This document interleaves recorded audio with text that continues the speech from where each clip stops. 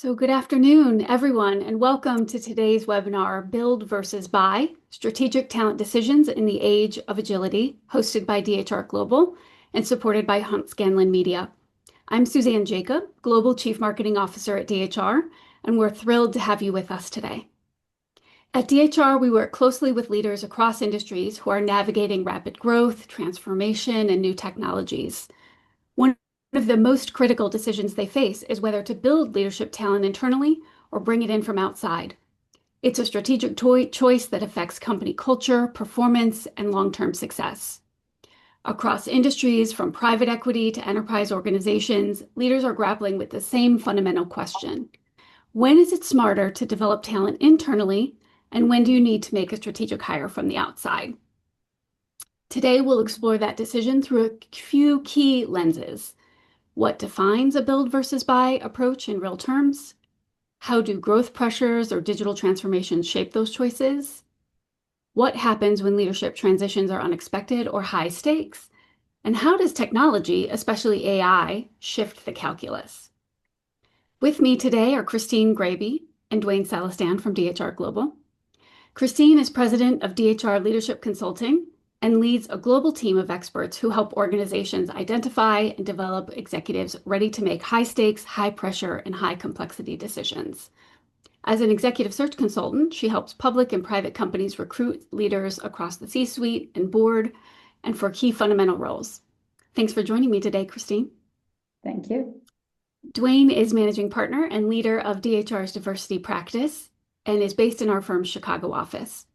Dwain's clients include Fortune 500 organizations, family-owned companies, private equity-backed firms, and universities. His consultative approach and significant corporate leadership experience help clients better clarify the right candidate. Great to have you with me today, Dwain. Dwain and Christine will walk us through the strategic trade-offs, drawing from their real-world experience, helping organizations navigate these pivotal talent decisions. Whether you're preparing for succession, addressing skill gaps, or managing cultural integration, their insights are timely and actionable.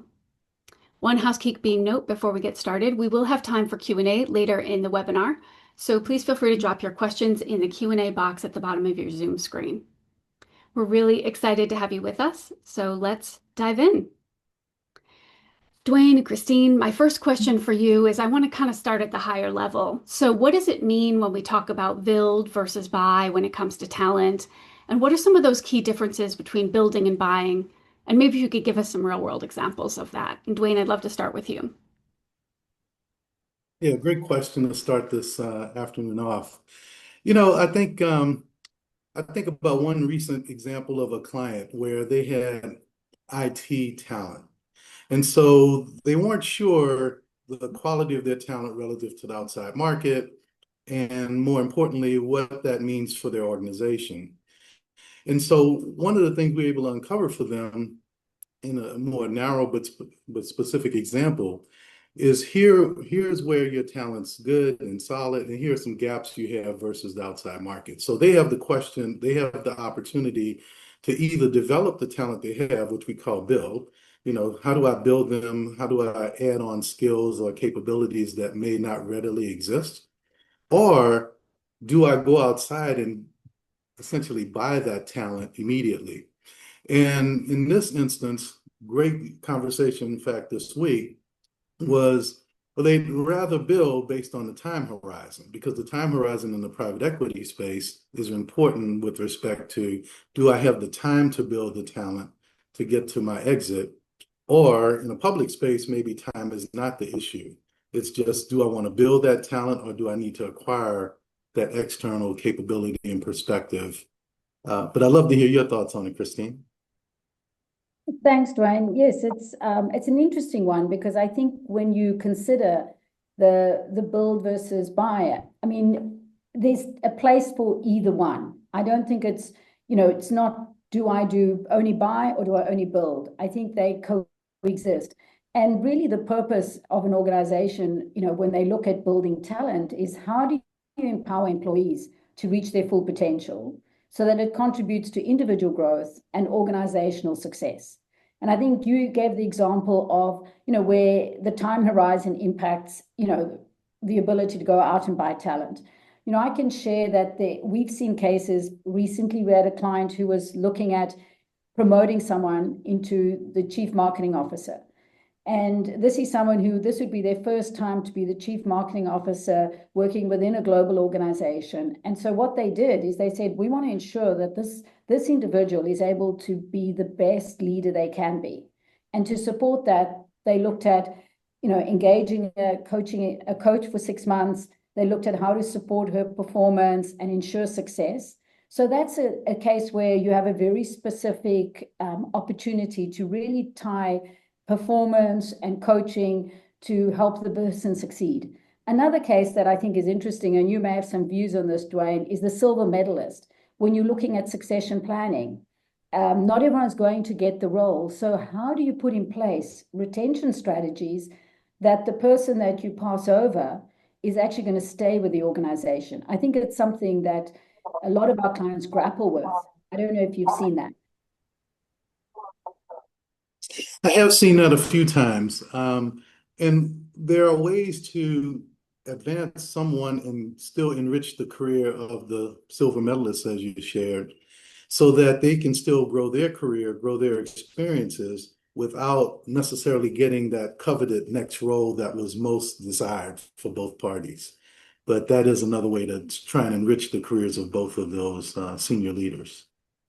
And I think companies have to be quite thoughtful about this to ensure that they have the best outcomes. And so there's not one single strategy. It's really looking at, what's the best strategy for your situation, for your team, for the leaders you're evaluating. And it's all about creating results for the individual's personal growth and the organization. So it sounds like it's not a really clear-cut decision. It's customized by the company, by the needs, by what's happening at that point in time, and by the talent they have. What are some of those key indicators that people can think about or companies should prioritize of when they should buy talent over building it internally, and maybe especially in times when, rapid growth is the goal?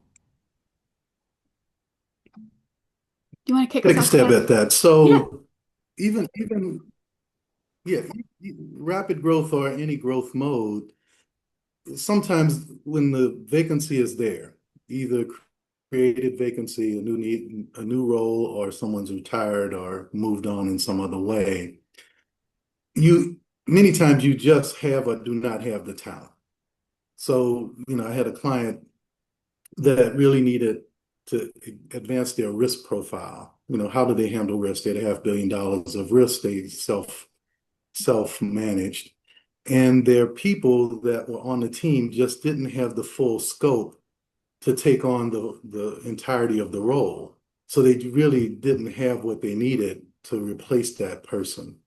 And with the prior example I shared, the talent did not appreciate AI innovation or digital expertise to the degree they need to going forward. So in those instances, while you can try and support and improve the quality of their experiences and knowledge, that just takes time. It's not a 2-week exercise or one class. And depending on your needs, sometimes you just absolutely need to go out and get that talent now to help that organization achieve its goals. Christine, what's your perspective on that, those key indicators? I think some of the key indicators are, the first one is definitely when there's a lack of internal bench strength. So, as Dwain was referring to, I mean, you just don't have the talent. And sometimes that's because of, disruption, growth, different situations. So you need to be aware of that and then plan for how you're going to bring in talent or how you're going to develop existing talent. The second thing is you see it with retirements. Are there people retiring? What is that horizon? And often this can be a well thought out plan. I mean, Dwain, I'm sure you've seen it. We know that someone is going to be retiring at 65. And so it's not, and you see often that companies are just not paying attention to maybe that horizon. And so, 2 to 5 years out, you really need to be looking at what's the bench strength, What's at that second level? Are you developing the people under them? What does that look like? And so it's almost like a chessboard. You have to look at what is your talent at the second and third layer and throughout the organization, and start to develop and move people around, give them, stretch assignments, find ways to engage them and put them through formal coaching, do assessments, identify gaps, look at the organization holistically. And I think that's where we've seen that you can have challenges. And then I think the last area is when you have business shifts. There's a big shift right now from wholesale to direct to consumer in the retail industry. If you don't have people with the right skills, it's difficult. Or in technology, solutions all being cloud-based. That doesn't mean everyone who is existing organization knows how to build those new solutions or recurring revenue, models. So there could be strategic business reasons why you have to pivot. And we see that often. I think Dwain gets called frequently to do searches when there's a strategic pivot. And that can help an organization tremendously. You're sort of touching on my next question, Christine. So it's a great natural lead in. It's like, what's the role of succession planning for companies to think about in their build versus buy evolution? Well, succession planning is such an important function in an organization and strategy. What you're trying to ensure is that the organization has smooth operations, it's got continuity, and they're proactively preparing for disruption, for turnover, and for leadership gaps, talent needs, etc. But it's not the role of just the HR organization or the CEO or the board. It's a collective responsibility. Anyone who's leading a team needs to be thinking about, what's my succession plan? How am I developing my team? And you really need to think about your responsibility for business continuity. How do you make sure the organization has the stability? There's minimum disruption when you have turnover. How do you develop high potentials? And that's different to high performers. Just looking at the different experiences that people are having to ensure that the organization is building a cohesive culture and people are seeing that there's career development. If you have great succession planning strategies, it doesn't mean you won't ever go and hire talent, but it means you'll have to do this in a thoughtful way. And that also creates a great brand as an employer because people see their opportunities for growth. They also know if they come in at a senior level, they'll be successful. I mean, Dwain, what have you seen? I think that was well said, Christine, on so many levels. I think having worked in industry for many years, as well as with many clients, the companies who do this well, it's really a proactive approach, as you mentioned, is a proactive posture. It's something that more than just the individual HR support person or CHRO own, it's really embedded in the organization itself. And when I think about investment in the talent, it's not only the financial investment of education, let's call it, the investment in thinking through what it takes for this person to get better, to move to advance their career. And that might mean different stretch assignments, it may be a different role, it may be an uncomfortable role, but really thinking through, how do we first know where our talent is, and then what will it take to help them continue to improve? So it's both.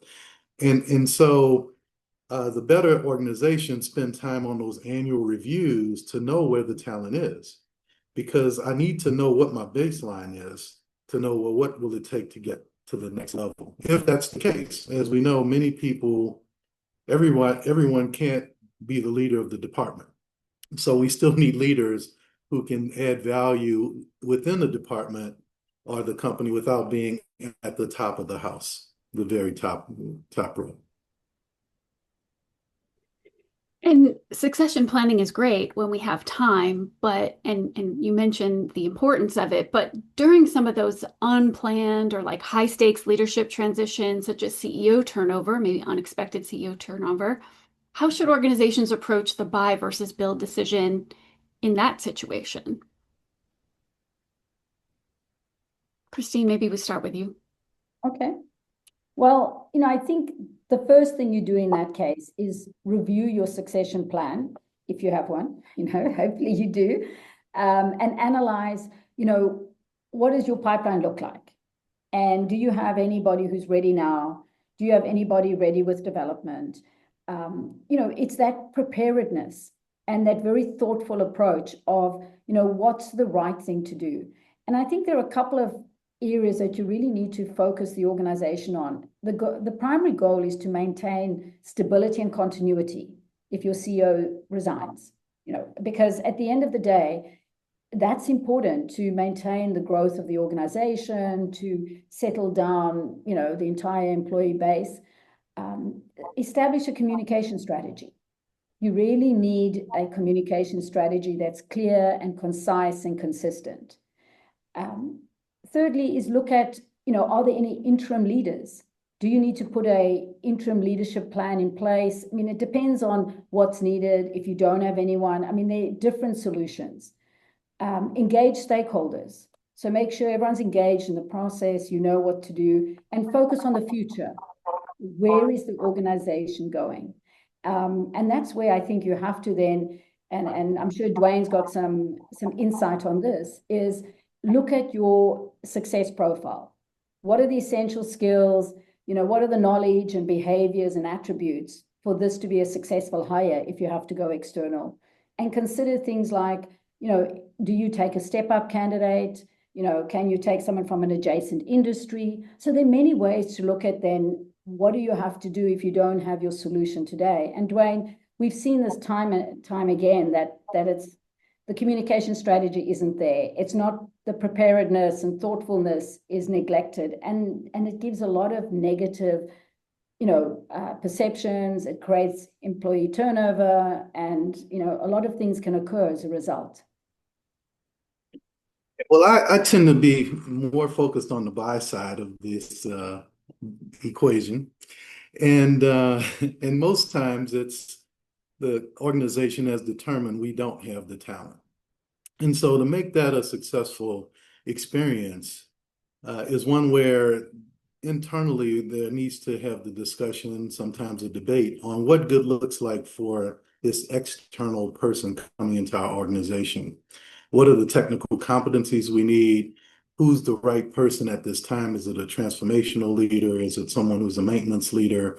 What are those key dimensions we need most? And then culturally, are we looking for someone to shake up the culture? Are we looking for somebody to fit in smoothly with the culture? So those elements are critically important, I find, to get earlier in the discussion, because once you have real candidates to evaluate relative to this ideal candidate, the candidates will have a spectrum of possibilities. So one of the things I think is critically important is where are you going with this role, and why, and what good really looks like, so we can all be aligned on what the ideal candidate will look like in the end, and we're measuring all the candidates against this ideal. Dwain, would you say that, that's where, I was talking about the focus on the future. What Yes. is the organization going, and that success profile has to really be tight. Everyone agrees this is the profile. We've seen where, halfway through there's shifts and changes, it delays hiring. I mean, and it's that alignment that is so important if you have to go out and hire, because it's very difficult to start over, 3 months in.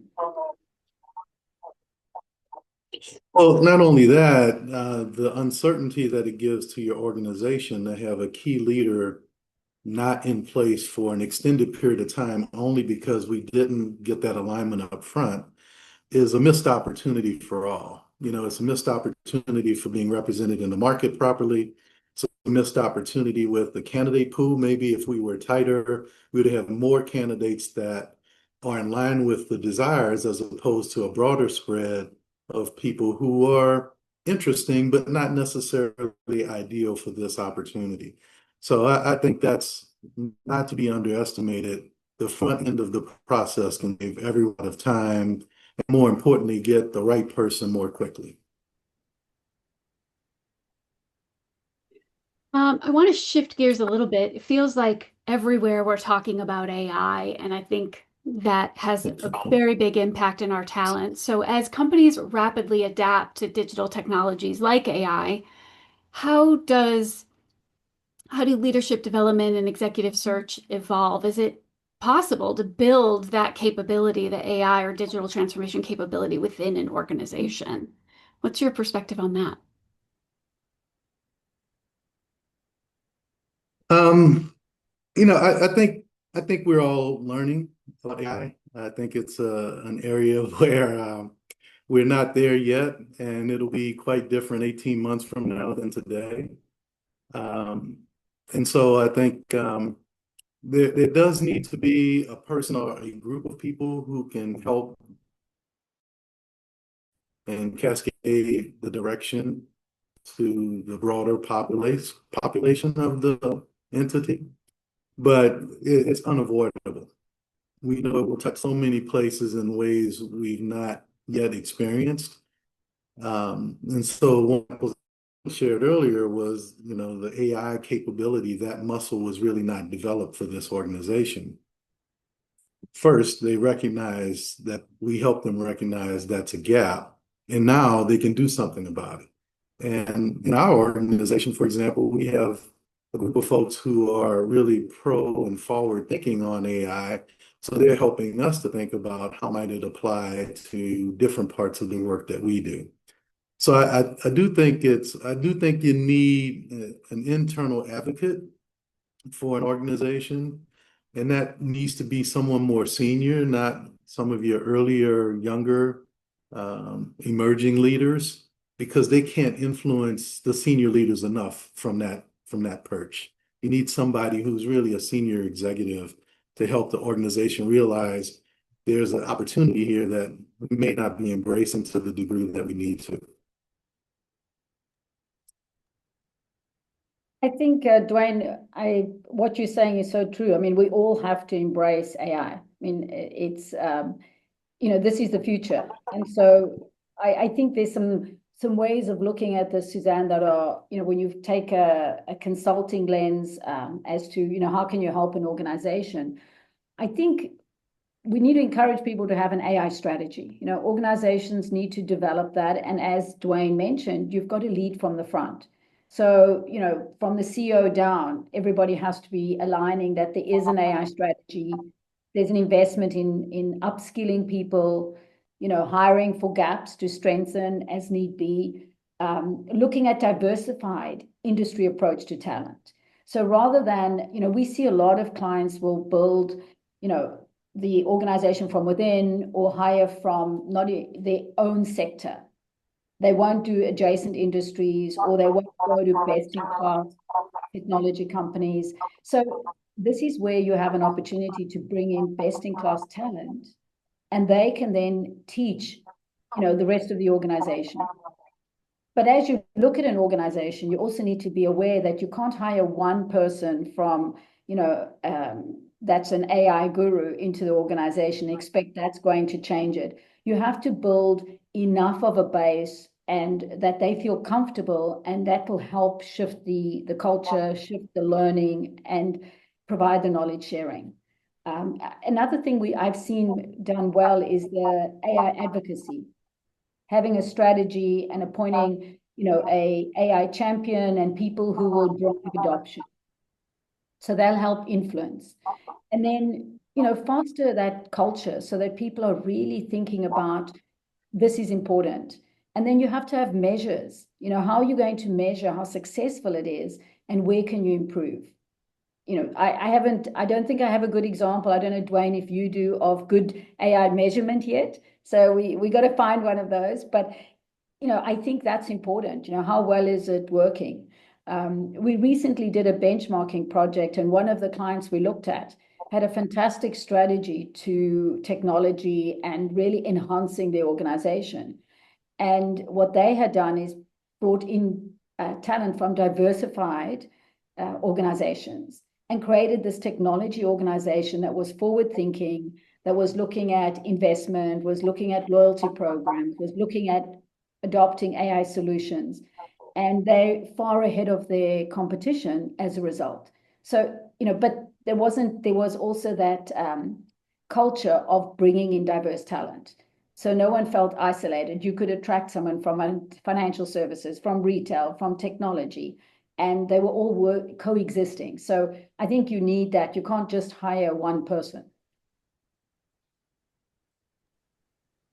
Yeah, that's actually even better than some of the thoughts I had. I was thinking much more on the we're not doing it yet model. How do we get baby steps? But I do think the baby step model might keep you so far behind the curve because this curve is moving rapidly. So if you really just put your toe in the water and, for example, everybody use AI today and every day is not a strong use case. You described, or how do we find a really strong use case for our enterprise that will enable us to leapfrog on some dimension of the work that we do in some department? And I think challenging each group, smaller groups to say, what is your project that's going to help you advance dramatically, not incrementally, but dramatically, either on cost, timing, speed, efficacy of the work. There are many things that we do in different groups that can probably be challenged with an AI approach. But what are those things? The people closest to it should say, well, here are my 10 highest hurdles that, boy, I wish we could do it better, faster, or less costly. And then how might AI address those areas and with new use cases? And I think if you are challenged and then recognize those groups that do have good use cases, and that can create rapidly a whole different thought process around AI, as opposed to this thing that's in the news, as opposed to here's a tool that we can make work in our organization. Well, I think there's something as simple as arranging appointments. It's to use the automated calendar option is just hard for everyone to do. I mean, that's a simple example of, a shift that we all need to make that is quite challenging because, I don't know, I've tried it and then meetings pop up. I'm like, why am I meeting this person? And I'm like, it's sort of, I seem to have lost the control over my calendar. So it's an interesting one because, I don't know, Dwain, if you use it or Suzanne, but it does shift the way you work. And so I think that's what AI is doing, is giving us new ways of thinking and challenging our processes as well. And we need to have leaders who are willing to adapt and be agile and keep up with that, right? And so that's part of that competency or that model that we are looking for. We're about halfway through today's session, so I do just want to mention we will have a Q&A in about 15 minutes. So be sure to drop your questions in that Q&A box down at the bottom of the screen. I do want to ask our panelists, so what are some of those common challenges that you see companies face when they're trying to integrate externally hired talent into existing teams? Like, what are some of those issues that pop up, and how can we mitigate some of those challenges after hiring? Maybe I'll take the small piece, Suzanne, and you take the bigger piece. So before I became a recruiter, I joined quite a number of organizations over the years, and many times they did not incorporate a new leader all that well.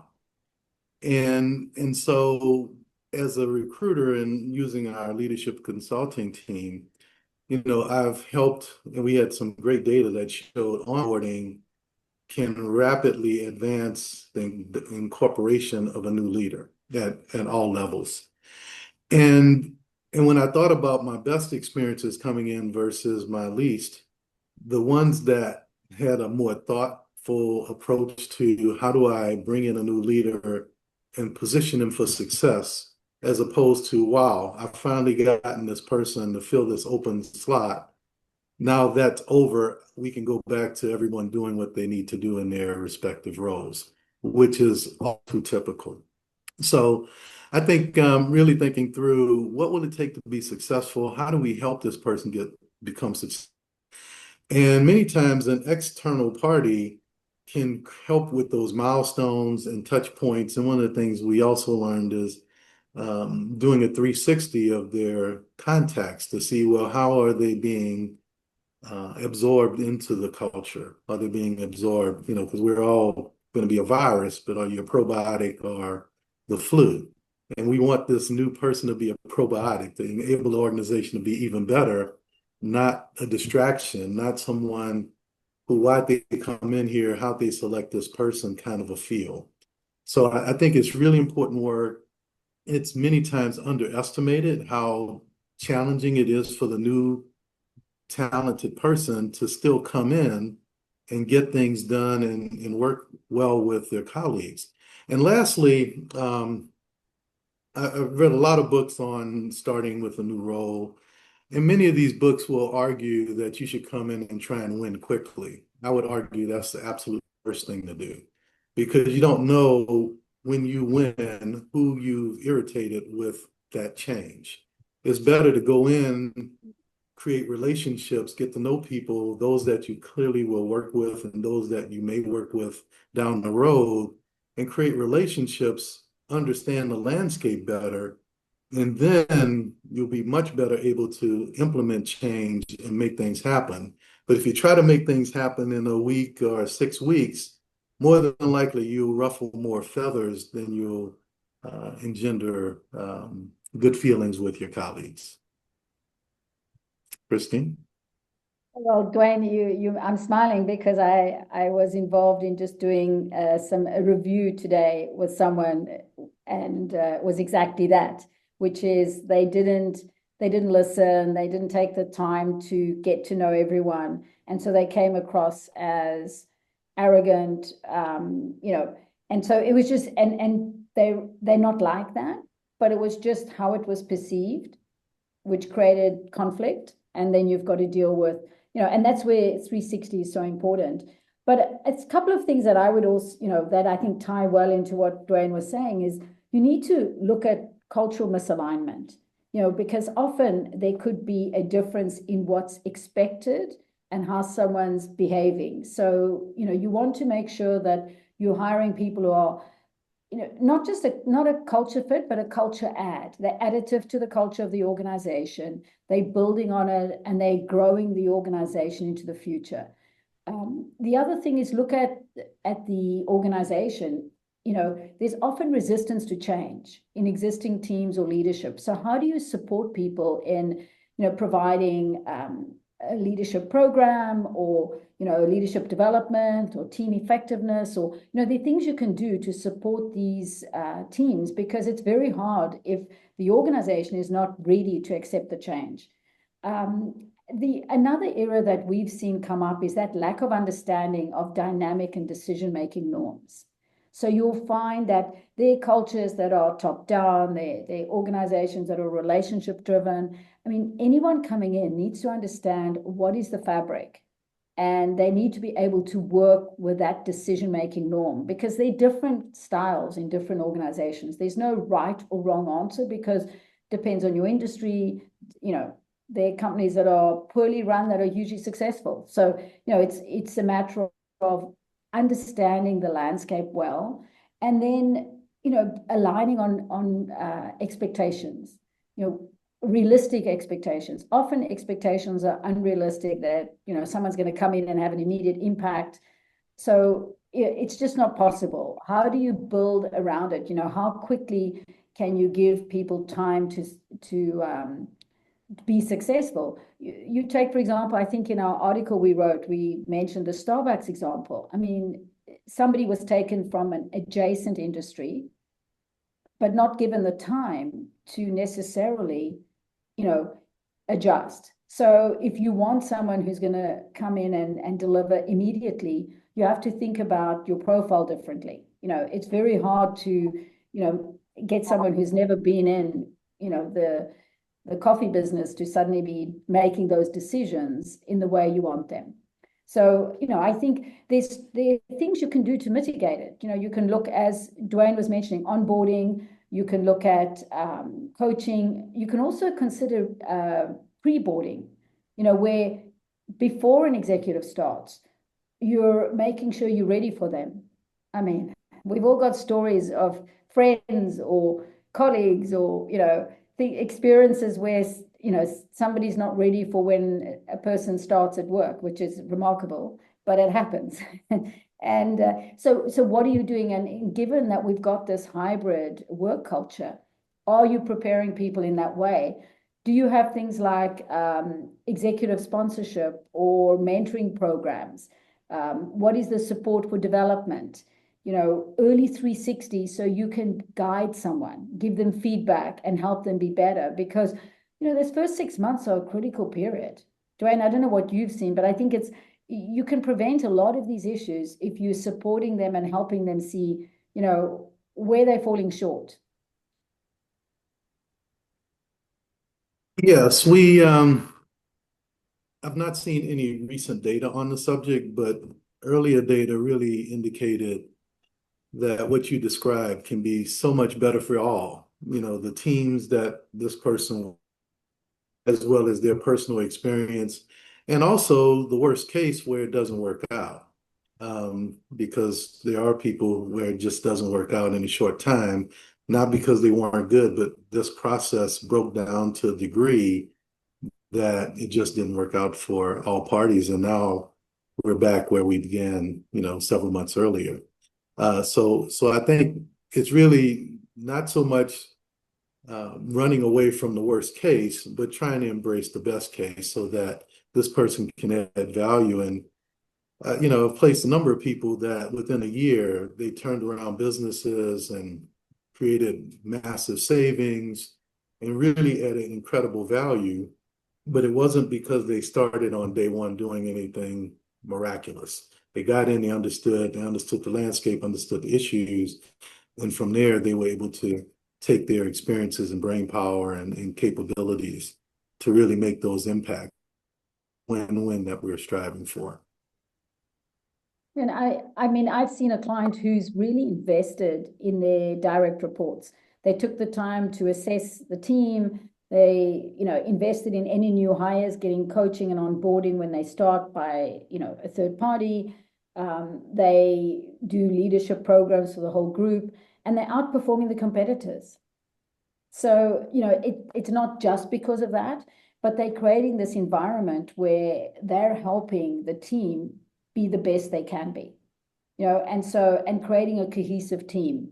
And so I think, when you have that open communication, when you invest in people want to work there. You create an employer brand that's, that's exciting. When you go to do, you do the buy, Dwain, it's easier to attract people to great brands, so it's all of these things, work together to create the right environment. And I think some of the things you described, Suzanne, Christine, aren't incredibly expensive in the scheme of the budget and the opportunity. Many of us are unaware of, well, is this some gigantic cost or modest? We really don't know for certain. It's not a menu that you can use AI to find out because they're all custom solutions. But having worked with you and your team, cost of relative to the opportunity that you're trying to realize is fairly modest and reasonable. That's another key factor as well. Well, I like it when we have people who feel that we're reasonable. And you're right. It is something that is an investment that isn't extensive, but it makes a huge difference in the results. And we've got so many clients where we see that they do different things and the outcomes are different. So, those who really take the time to invest in the talent and are thoughtful and have a strategy around it, they outperform their competitors. And so, that just tells you if your competitor set isn't doing as well as you and you doing certain things better, there's something to learn from that. Absolutely.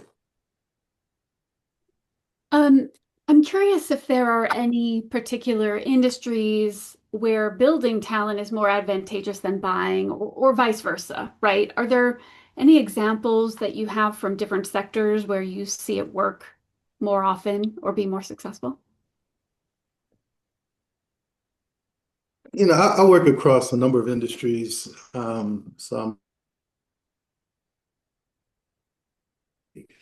But what I have found is more ownership structure has been a driver, because in the private equity space, where there's a likelihood that there will be an exit in some defined period of time from where we begin the process.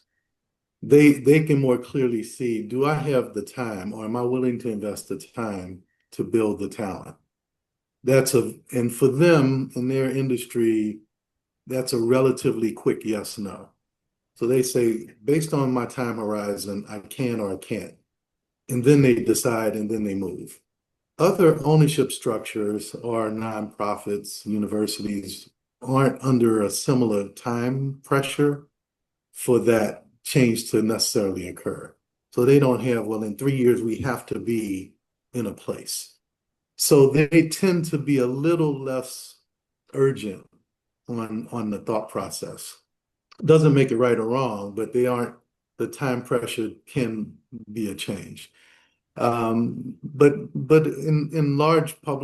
in public entities, they still have a situation where they know that they've developed this talent to the degree that it can step in, or they're willing to take the risk or not. Because many times that's a cultural thing. We're willing to promote this person from within. We've done it before in different areas. We've done it with their predecessor. They will figure it out. They will learn. They will grow, enroll. And that's how we like to lead our organization.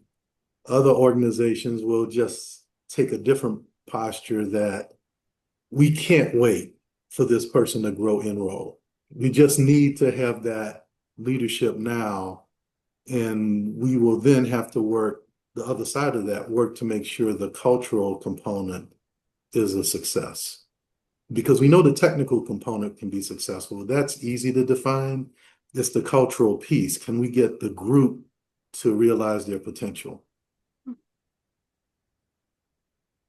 Yeah, I would agree with Dwain. I mean, the private equity world is where you see the biggest and fastest decision, based on hold periods. We need a new CEO, CFO, generally it's linked to the top of the house. But both private and public large companies often have well-defined, succession plans and development plans. And so they often hiring from external when they're doing acquisitions or building, new talent, new areas, or changing business models. And they also have a global approach, those that are working beyond, just one continent. And so they can rotate people. And so they can sometimes that allows them to give younger talent more opportunities, and they can use rotational programs. So, I think you have to figure out what can your organization do to retain the best talent, and then put in place those different mechanics so that you are going to have, retention, you're going to be an employer of choice. And so that's, it doesn't mean you have to be a Fortune 100 company.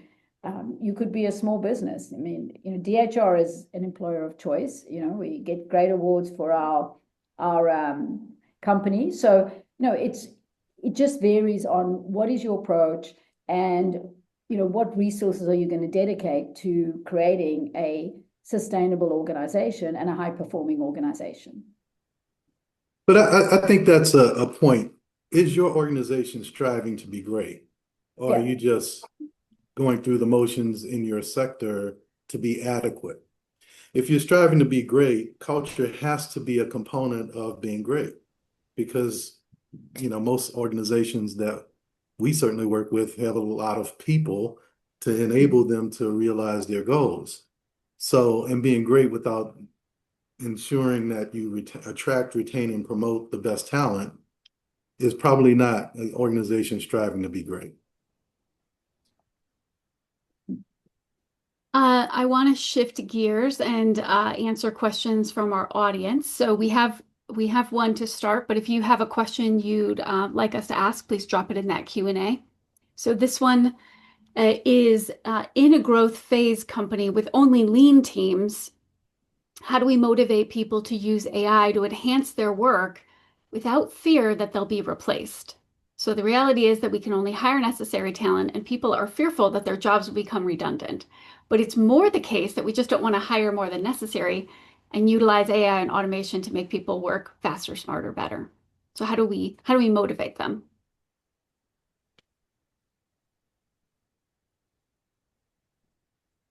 So I Wow. think I'll take a stab at it.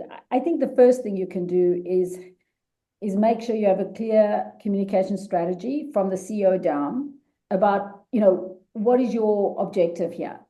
And then invest in training them, invest in upskilling them in the AI tools.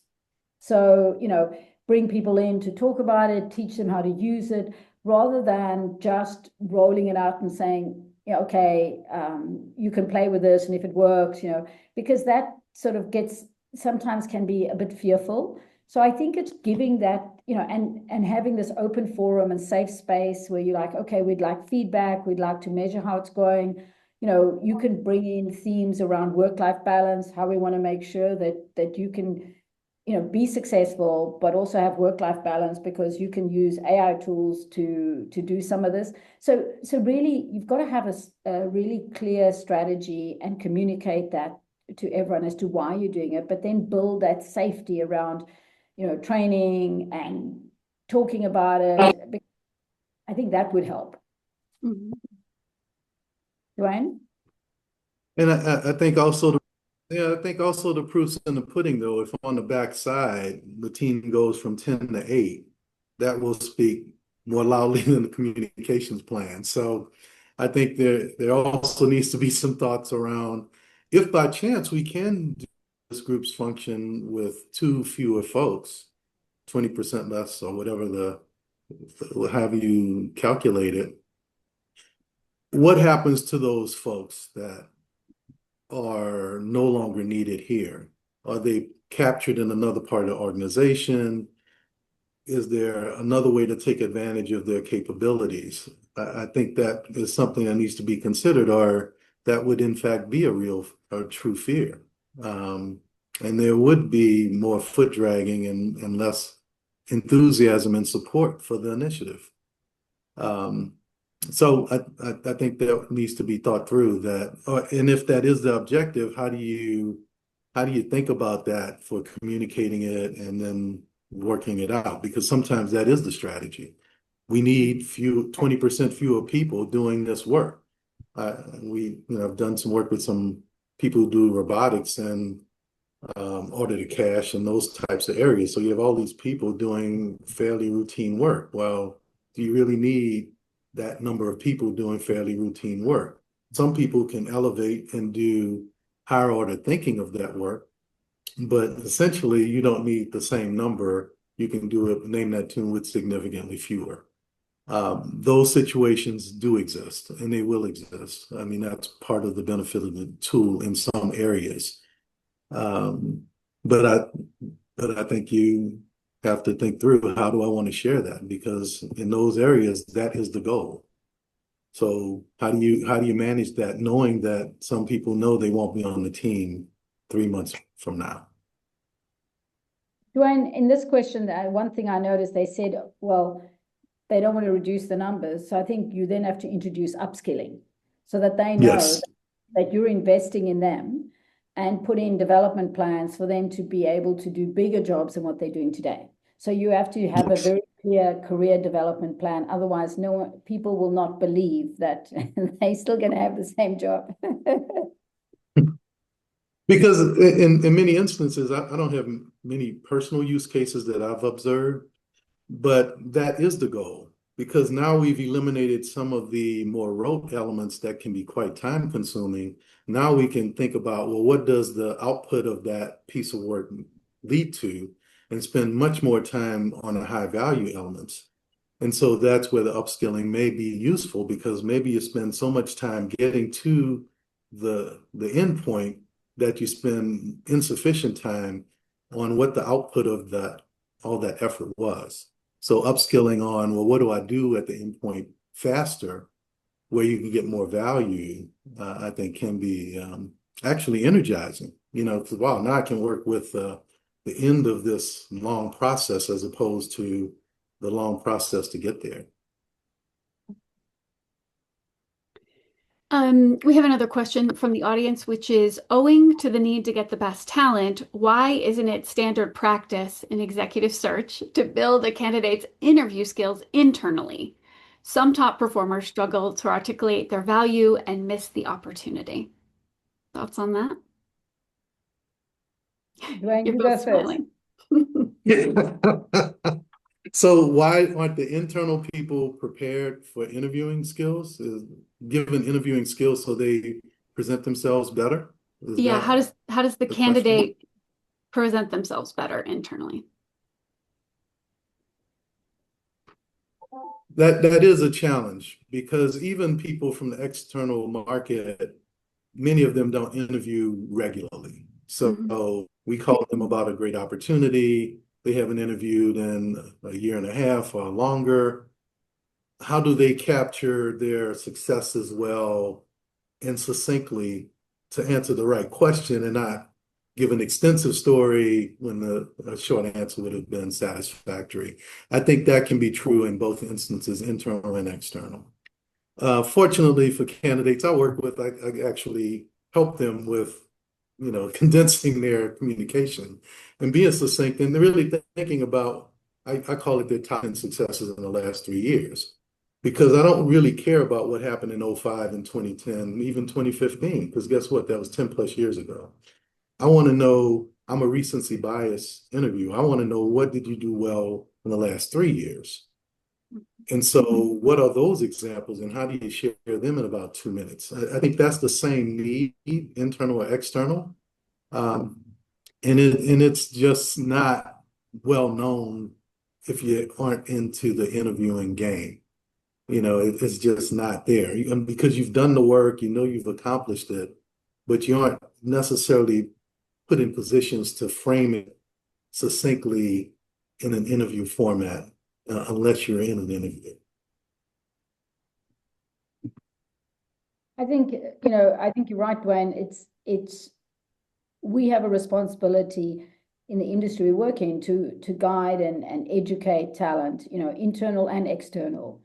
But at the same time, you can't answer for them. And so, they also have to be able to articulate the experiences. They have to demonstrate intellectual curiosity. They have to be succinct. And I think if you're evaluating internal and external talent for some of the succession roles and that, I would highly recommend putting people through some interview skills training.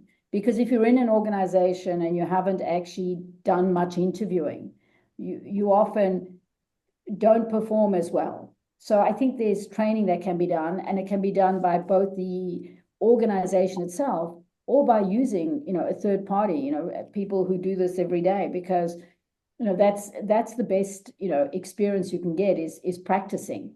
So, we see that if people have spent a long time within an organization, they often, when they make their first move, they don't make the best decisions sometimes, because they don't look at the cultural norms. They don't, they're things that they don't get right. Whereas, those candidates who've moved more often seem to have less problem adjusting to a new environment.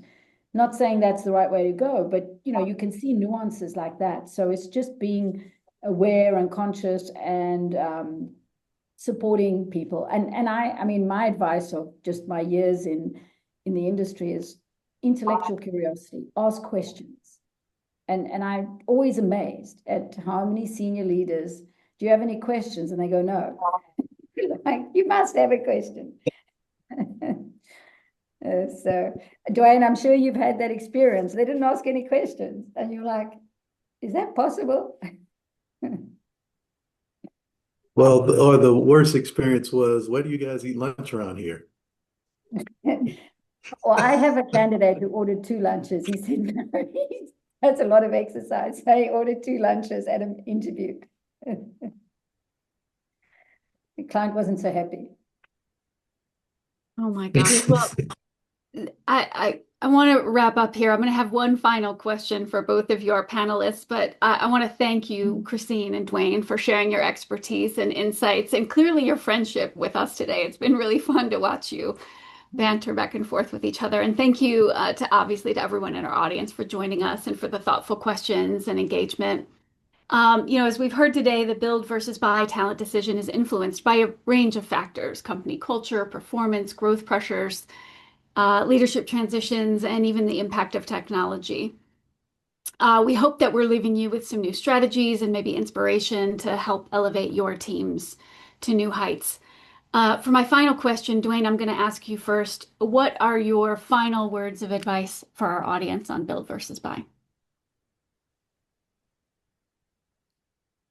Well, I think if you opt to buy, which is where I tend to spend most of my time, I think it's great to think through what are the technical competencies that are really needed to be successful for the opportunity in your organization. But importantly, think about the cultural fit that's critical to be successful in your organization. What are the cultural attributes? And then be able to evaluate the candidates against both of those measures. And that tends to lead to a more successful outcome. Great And then advice, support them on the Christine. backside. Yes. Christine, same question for you. Final words of advice. I think organizations are dynamic and you need to align your talent strategies to be agile and future focused.